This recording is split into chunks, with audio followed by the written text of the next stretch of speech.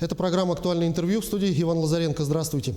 Защита окружающей среды – одна из приоритетных задач властей региона и крупных промышленных предприятий республики. О том, какие экологические программы были реализованы в этом году компанией «Алроса» и о планах на год следующий, мы поговорим сегодня с главным экологом компании Полиной Анисимовой. Полина Сергеевна, здравствуйте. Здравствуйте, Иван. Ну и вопрос, который я задам в начале беседы, естественно, касается текущей ситуации и у нас в регионе, да и во всем мире. Не помешали ли коронавирусные ограничения в выполнении намеченных на этот год компанией «Алроса» задач и мероприятий? Вы знаете, уже почти подведя итоги 2020 года, сказать, что помешали, нет, наверное, то есть такого не было. Конечно, внесли коррективы, это да, потому что мы работаем со множествами лабораториями, со множествами экспертами, да, нам оказывают услуги различные компании, находящиеся за пределами республики. И, конечно, вот приезд, выезд для того, чтобы провести те или иные исследования, там, оказать те или иные услуги, конечно, были ограничены в соответствии с существующим указом как в республике, так и вообще, в принципе, в мире. Но со своей стороны мы берем на себя обязательства, те мероприятия, которые, например, мы не осуществили в этом году, а это в том числе социально-экологические мероприятия, связанные в работе со школьными и дошкольными учреждениями, конечно, выполнить уже в 2021 году. Вот если говорить о работе экологического центра компании в целом, какими делами в этом году можно похвастаться, скажем так, а какие требуют какой-то доработки, может быть? Похвастаться, ну, наверное, не похвастаться, а констатировать, что несмотря на тяжелую достаточно обстановку, потому что ограничительные меры были и внутри компании, мы точно так же были вынуждены, то есть ограничить свои выезды, то есть на различные объекты, на Канская площадка вообще у компании была долгое время изолирована и закрыта. То есть все, что мы запланировали, почти мы были выполнены, нами было выполнено. Конечно, это затребовало достаточно больших сил в непростое, то есть не только там текущее, да, но и даже морально, то есть непростое время. Поэтому, что хотелось бы еще добавить, ну, мы перфекционисты в своей работе, вы знаете, нет предела совершенства, нам всегда мало, ну и нам, наверное, катастрофически не хватает времени, как минимум, да, и, возможно, каких-то интересных идей, которые бы мы получали, то есть извне.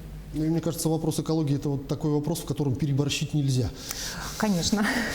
Но вот вы упомянули, что компания ведет активную работу со школьниками по экологической политике, по экологическим вопросам. А как это будет программа в следующем году продолжена и что там за мероприятия предусмотрено? Вы знаете, мы из года в год в рамках плана социально-экологических мероприятий, а это такое дополнительное направление в составе общего плана мероприятий по экологической безопасности, которое осуществляет и реализовывает каждый год «Алроса», то есть работаем как раз с подрастающим поколением. То есть вот в этом году мы планировали там 2 мероприятия, это «Оберегая природу», оно уже стало для нас таким традиционным, то есть, и экологический квест. Так как они оба ориентированы именно на школьников, то есть мы их вынуждены перенести на 2021 год.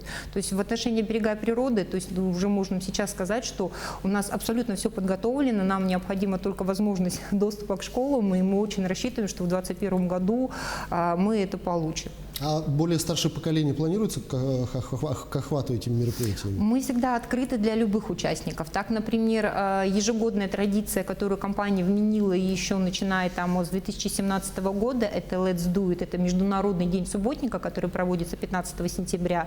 То есть мы всегда приглашаем всех участников, то есть на данное мероприятие. В том числе в рамках «Оберегая природу», когда мы работаем с детьми, то есть и с неким формой экопросвещения, мы точно так же потом выходим на береговые водоохранные зоны, да, и проводим, то есть, ну, знаете, элементарную очистку и уборку. Мы точно так же рады видеть не только наших маленьких, то есть друзей, да, но и, конечно, и взрослых.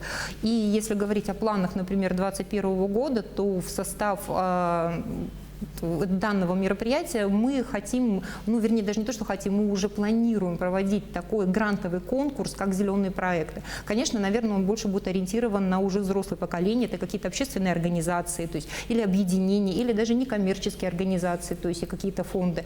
То есть компания берет на себя обязательство в 2021 году провести конкурс среди таких проектов, и победитель проектов будет реализован уже в следующем году. То есть любой проект, который вы представите, кстати, вы тоже это можете сделать в том числе. Я об этом задумаюсь. В любом, скажем так, населенном пункте РСЯ компания берет на себя обязательство в рамках 1 миллиона рублей его реализовать. Как здорово, какая серьезная сумма.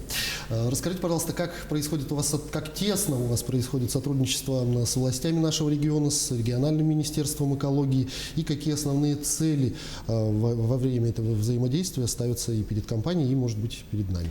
Вы знаете, я, наверное, начну с конца. Ну, у нас цель, наверное, одна. Это защита, охрана охрана окружающей среды и максимальная экологическая безопасность там любой производственной деятельности. То есть, потому что мы со своей стороны принимаем участие, то есть во всех заседаниях, то есть в том числе заседания экологического совета, который проходит при главе республики, принимаем участие в составе межведомственных комиссий, которые, то есть, рассматривают те или иные направления. И, конечно, мы даем какие-то там рекомендации, какие-то обратные отзывы в том числе.